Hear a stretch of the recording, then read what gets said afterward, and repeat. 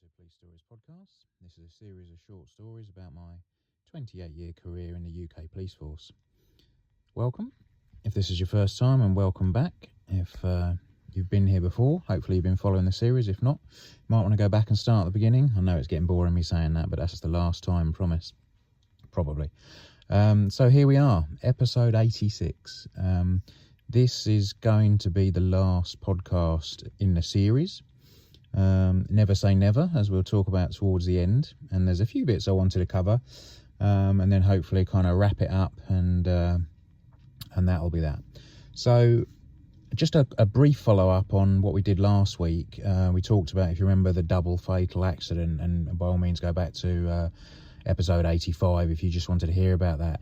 And the one thing I forgot actually on that is my wife who reminded me.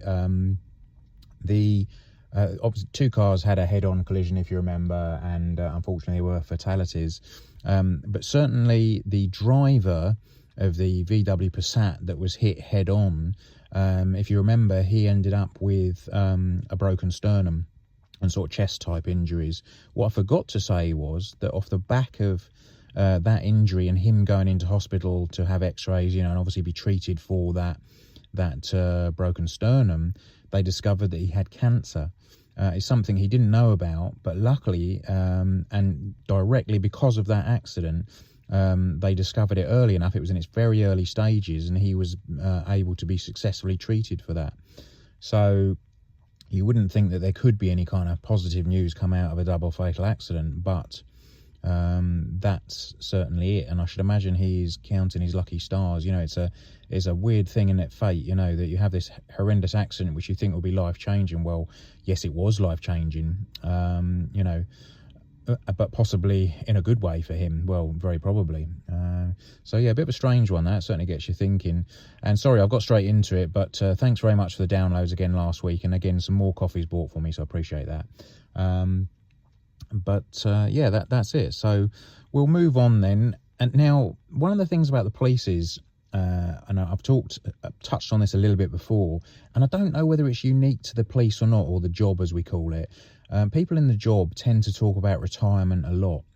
And I can remember certainly from having maybe 10 years in the job that there would be, regular discussions about what people were going to do when they retired and what they were going to do with their pension. Invariably, when they were at a fairly low time, they come back from a horrendous accident. They've been stood in the pouring rain and the freezing cold all day outside some, crime scene, and basically had enough at that point, or they were busy, wiping the spit and the blood off the guy they've just brought in fighting with. That's the sort of time of going, I can't wait to retire. When I retire, I'm going to go and sit on a desert island, in the sun. But I'm not sure if that's unique to the police or not. Again, spoken to my wife, who's long-term NHS, and other people in different lines of work. It doesn't seem to necessarily follow that they have these discussions. And I think some of it is perhaps that certainly like the NHS, they retire, I think, at like 67, and you're generally quite a bit older than you are in the police when you retire. So that is, perhaps that's why that it's not discussed so much, or perhaps it is because of the nature of the job. I don't know, but certainly, from probably about 10 years in of potentially a 30-year career, it seems to be the discussion. And of course, the other issue is that you are working with people all the time at different levels of service. So you will regularly work with people that are, approaching retirement.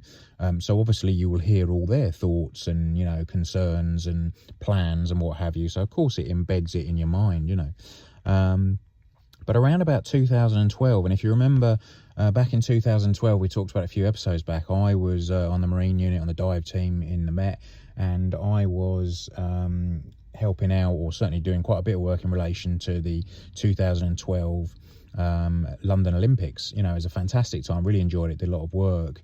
But what happened was just after those Olympics, now some people would say the timing was on purpose in terms of huge pension changes for the police just after the Olympics.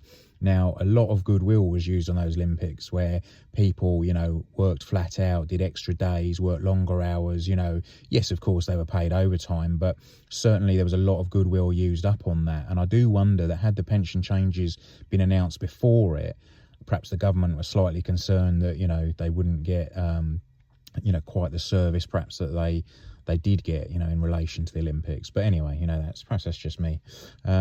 So it changed massively. Now, when I joined up, and it's hard to imagine when you're 21 sitting in a classroom at Police Training College and they say, sign here for the pension, you kind of think, I'm 21. I'm not going to have to worry about a pension for years. And you pretty much don't think about it. Luckily for me, my dad at that point was a cop, and a long-term cop, or in fact, he'd just retired actually then, but he'd done his nigh on 30 years service as well. So he was badgering me day in, day out, make sure you sign for that pension. It's the best thing you'll ever do.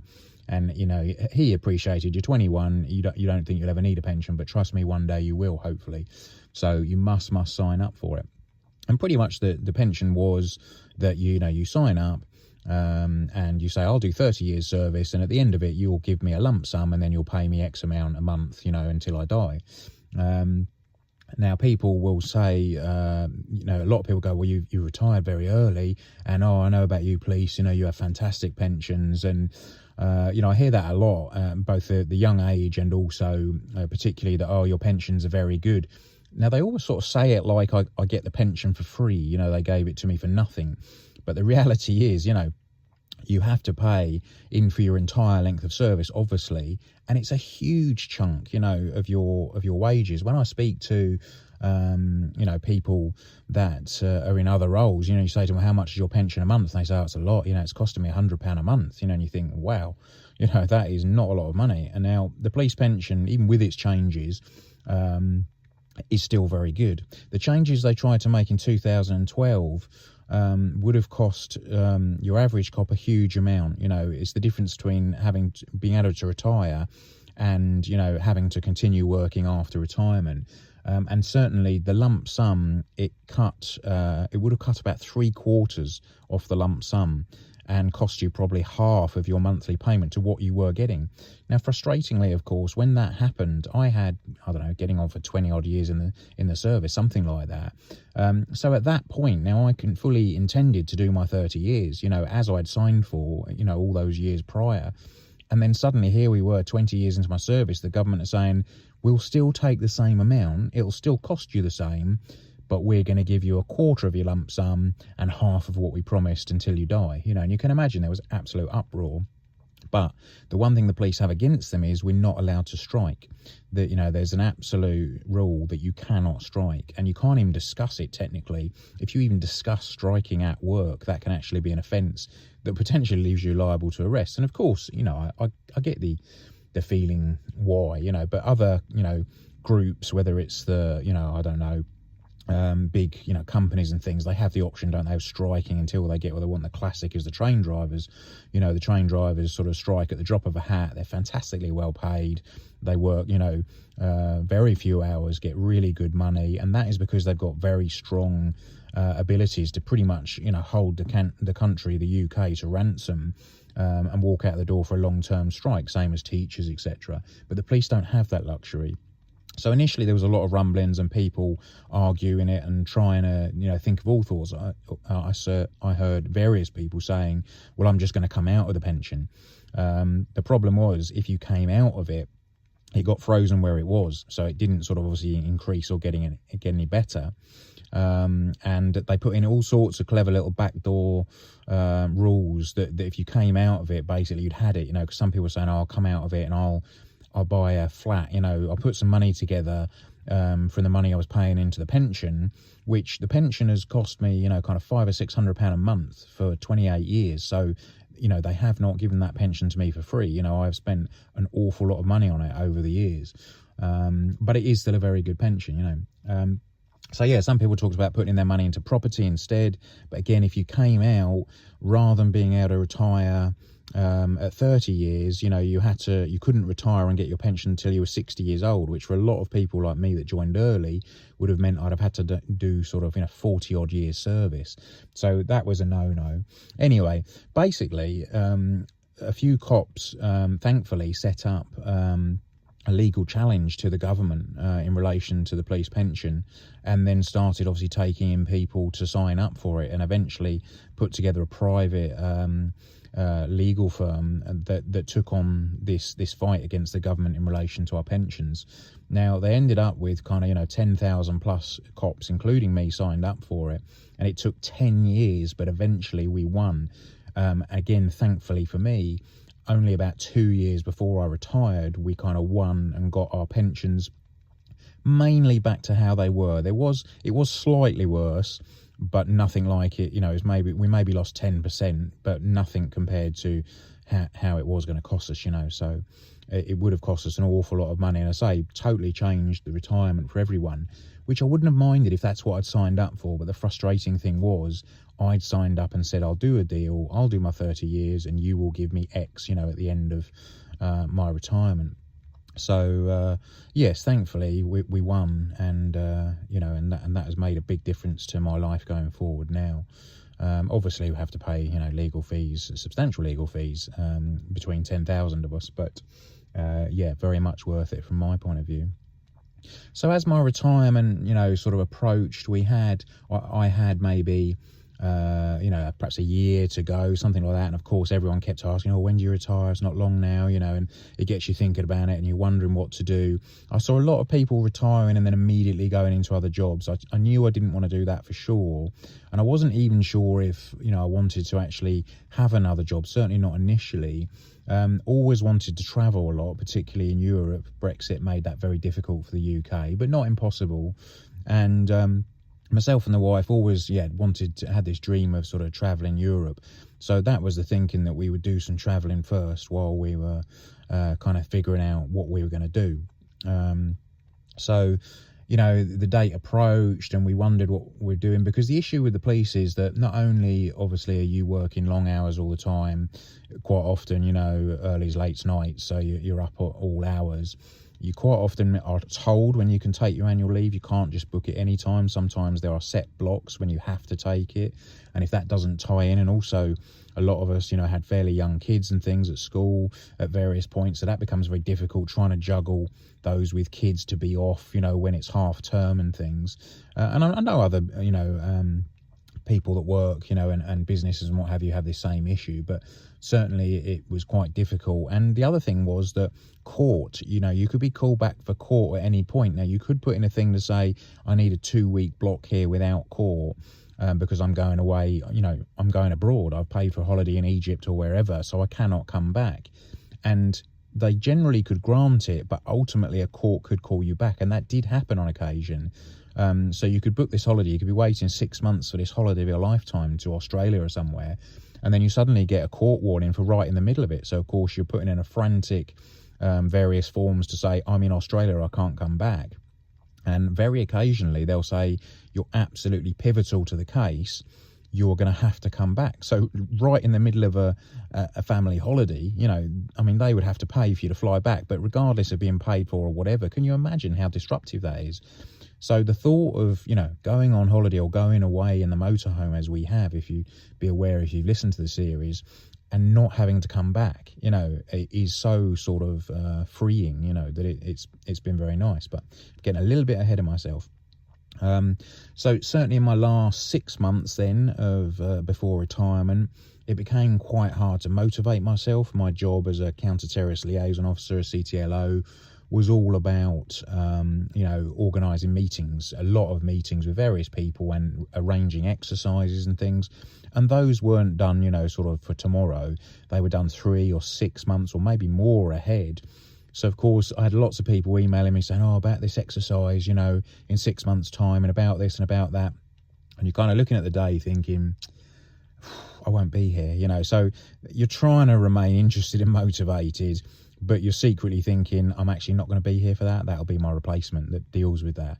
And obviously, as the day approached, it became more and more so. And I can remember working with people that were, 5 years out from retirement, you say, what are you going to do? And they're like, oh, I might do this and I might do that, you know. And as time went on for them, I remember one in particular, you got to sort of 3 months out from when he retired, and you're saying, so what are you going to do then? He's like, I have no idea, you know, I'm really going to miss the job.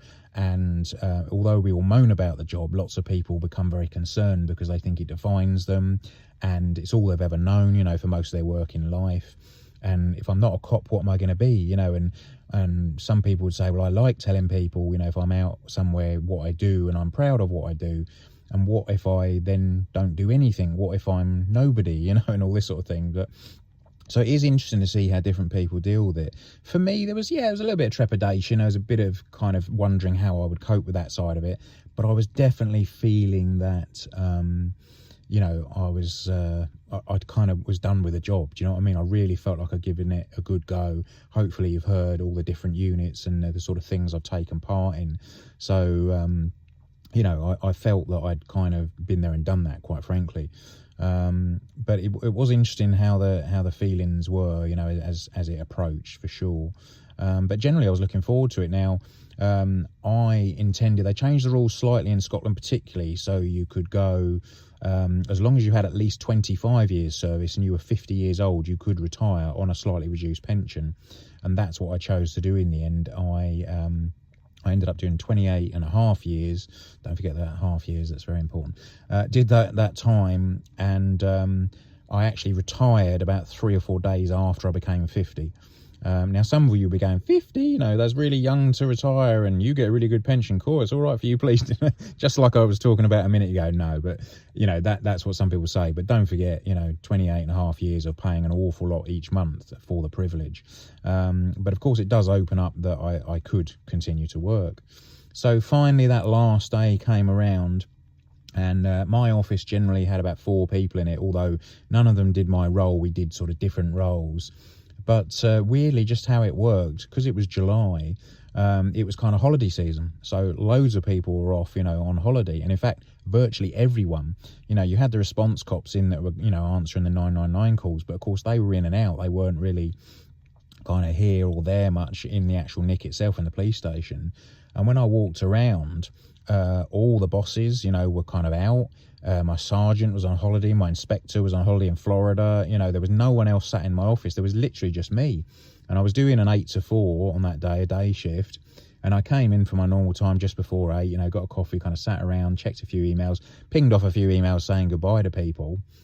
And come about 11 o'clock, I was kind of sat there going, well, this is ridiculous. You know, there's literally no one here. There's no work for me to do. I can't take anything on, arrange anything or do anything because there's absolutely no point. I'd already had like amazingly, the job had actually thought ahead, mainly because I'd badgered them and had actually already appointed my replacement a week before I went. So we had a good solid week, or in fact, I think it was 2 in the end, of a handover, you know. So he was up and running and was very much raring to go and was off out the starting blocks before I left. So my role had already been taken over. So I really was sort of without any work on that last day. And it got to about 11 o'clock. And in fact, my former sergeant, who'd retired a little bit before that, had messaged me and said, I'll pop up and see you on your last day. And about, I think it was about 1 o'clock in the afternoon or something, he messaged me and said, oh, you know, you about, I'll come up and see you, you know. And I said, I've already gone home, you know, because there was no one about. There was just no point in sitting there twiddling my thumbs for those last few hours. So I decided against it and I just left. And there was no one to even say goodbye to. Well, the only person I could find in the end was my former neighbour when I was on uniform, very good friend of mine. And I was particularly pleased because you have to, on the last day, you have to physically hand in your warrant card, you know, that shows you're a police officer, to somebody. Now, normally that's to like a chief inspector or a superintendent or inspector or whatever, but there was none of those about. I couldn't find anyone at all. So I literally walked around the nick looking for anyone to leave my warrant card with. And then I was very pleased that on that last day, I found my former neighbour sat in an office. She was doing another role by then. And, she's a PC like me, or like I was. And I gave her my warrant card and said, you know, can you pass that on to, I don't know, some boss when you see somebody, or find out who it's got to go to eventually when my inspector sergeants, whatever, come back from leave, you know, give it to them. And I think they literally just unceremoniously cut it up with a pair of scissors and you know, it gets destroyed, and that's that. So it's very weird logging off for the last time and wandering out. I say, particularly when, no one was there. But there we go. It was a bit flat, I suppose, but hey ho, what can you do? That's how it is. It was done. What I did have to look forward to, though, was very good, was within a couple of days of retiring, myself and the wife, and particularly for my 50th birthday, we'd planned to go to New York, and that's exactly what we did. We had, I think, 4 days or 4 nights, in New York, and did all the tourist things. Fantastic trip, really enjoyed it. And it was really nice way of, kind of finishing up and just marking it both with my birthday and the end of my career, So it was good, and we thoroughly enjoyed that trip. So then what now, really, and what happened? Well, firstly, I'll tell you kind of what I'm doing now, which is easy because it's not an awful lot, I've been doing the podcast, obviously. We have a motorhome and we have been travelling Europe.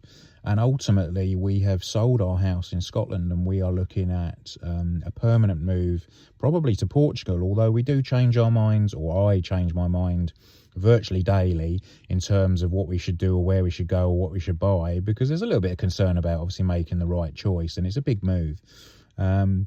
But we think the plan is now, the house is sold, hopefully in the next few weeks, and then we will get our visas for Portugal, buy a house in Portugal and go and live there full time.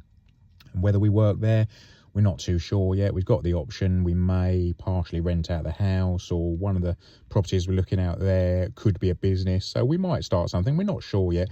We're both kind of 50 or early 50s, and, whatever we do, we don't intend to do too much, quite frankly.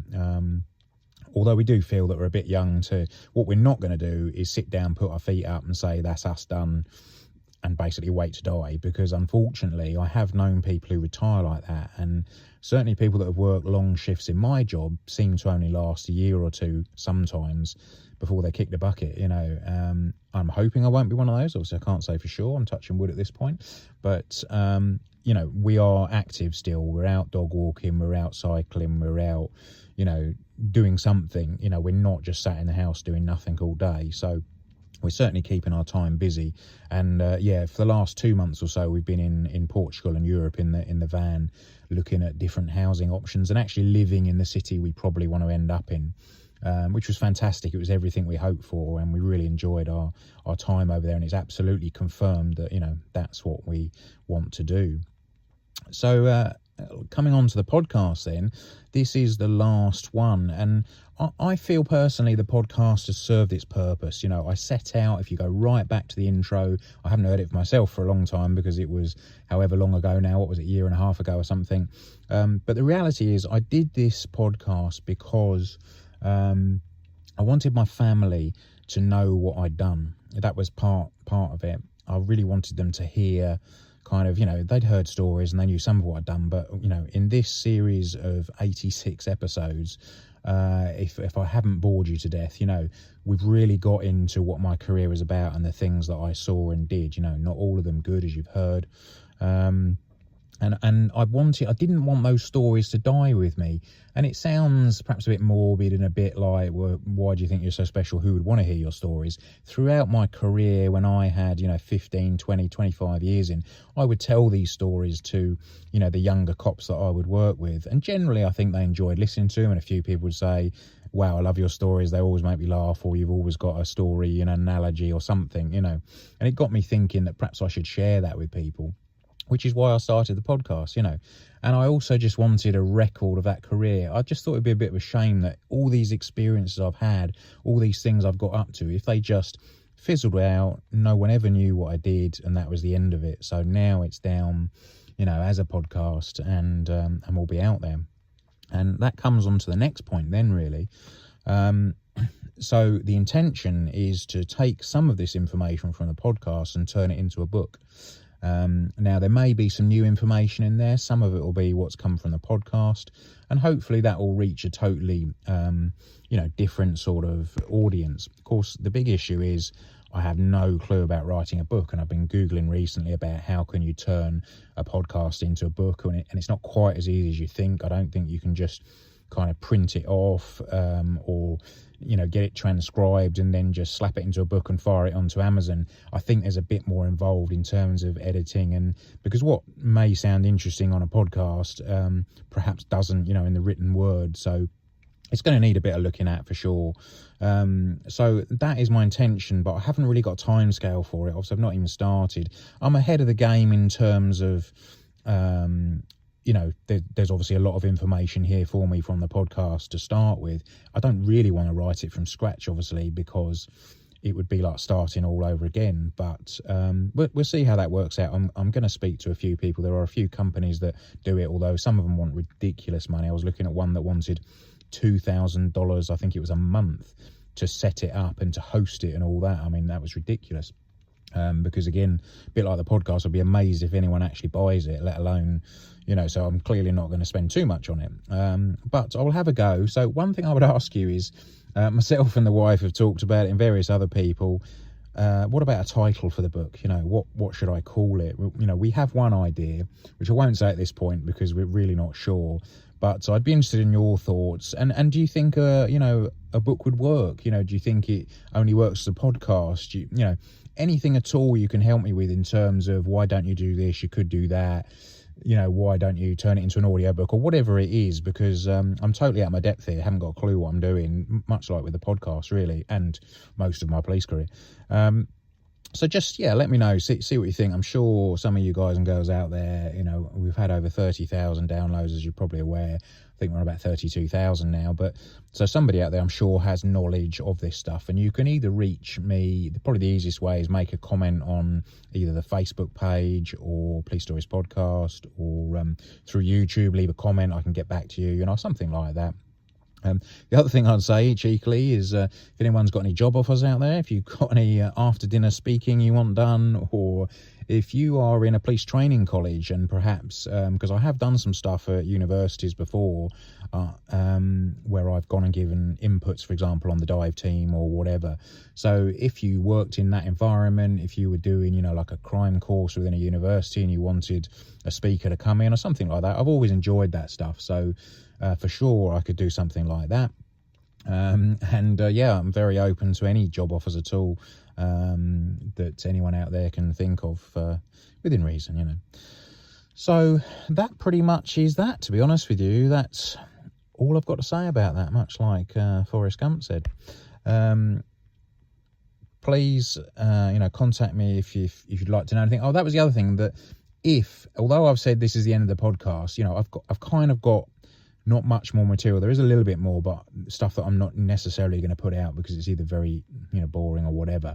But if something happens, in the news that I feel very strongly about, I may come back and do, the odd podcast to cover those things. And equally, if you have experienced something or you see something and you're really not sure and you'd really like perhaps, an ex-cop's viewpoint on that, if it's an interesting subject, or if it's not an interesting subject, again, contact me through the various ways on the Facebook page, YouTube or whatever.